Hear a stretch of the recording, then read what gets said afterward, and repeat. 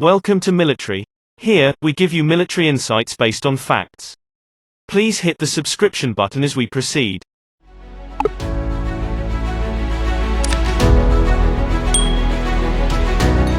How dangerous is takeoff from an aircraft carrier?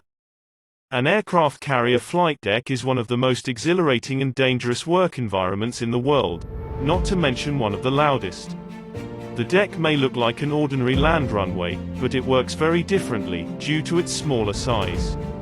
When the crew is in full swing, planes are landing and taking off at a furious rate in a limited space. One careless moment, and a fighter jet engine could suck somebody in or blast somebody off the edge of the deck into the ocean. But as dangerous as the flight deck is for the deck crew, they have it pretty easy compared to the pilots.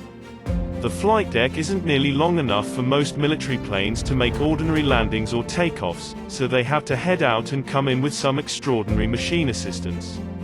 Ordinarily, an airplane has to get a lot of air moving over its wings to generate lift. To make takeoff a little easier, carriers can get additional airflow over the flight deck by speeding through the ocean, into the wind, in the direction of takeoff. This air moving over the wings lowers the plane's minimum takeoff speed. Getting air moving over the deck is important, but the primary takeoff assistance comes from the carrier's 4 catapults, which get the planes up to high speeds in a very short distance.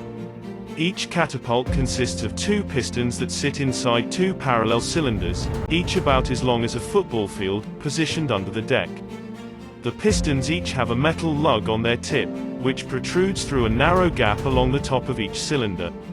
The 2 lugs extend through rubber flanges, which seal the cylinders, and through a gap in the flight deck, where they attach to a small shuttle. To prepare for a takeoff, the flight deck crew moves the plane into position at the rear of the catapult and attaches the tow bar on the plane's nose gear, front wheels, to a slot in the shuttle. The crew positions another bar, the holdback, between the back of the wheel and the shuttle. In F-14 and F/A-18 fighter jets, the holdback is built into the nose gear. In most of other planes, it's a separate piece. While all of this is going on, the flight crew raises the jet blast deflector, JBD, behind the plane. When the JBD, tow bar and holdback are all in position, and all the final checks have been made, the catapult officer, also known as the shooter, gets the catapults ready from the catapult control pod, a small, encased control station with a transparent dome that protrudes above the flight deck. When the plane is ready to go, the catapult officer opens valves to fill the catapult cylinders with high-pressure steam from the ship's reactors. This steam provides the necessary force to propel the pistons at high speed, slinging the plane forward to generate the necessary lift for takeoff. Initially, the pistons are locked into place, so the cylinders simply build up pressure. The catapult officer carefully monitors the pressure level so it's just right for the particular plane and deck conditions. If the pressure is too low, the plane won't get moving fast enough to take off, and the catapult will throw it into the ocean.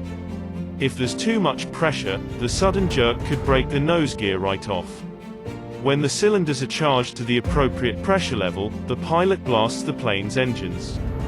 The holdback keeps the plane on the shuttle while the engines generate considerable thrust.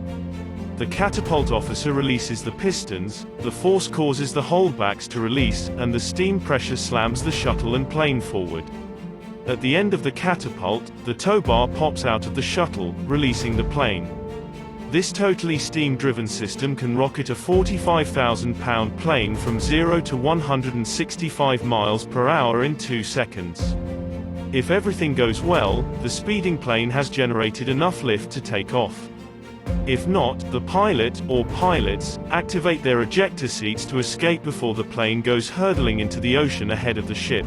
This hardly ever happens, but the risk is always there. Taking off is extremely difficult, but the real trick is coming back in. Please hit the notification bell to get informed when we drop the video. If you enjoyed this video, please subscribe and like for more contents like this.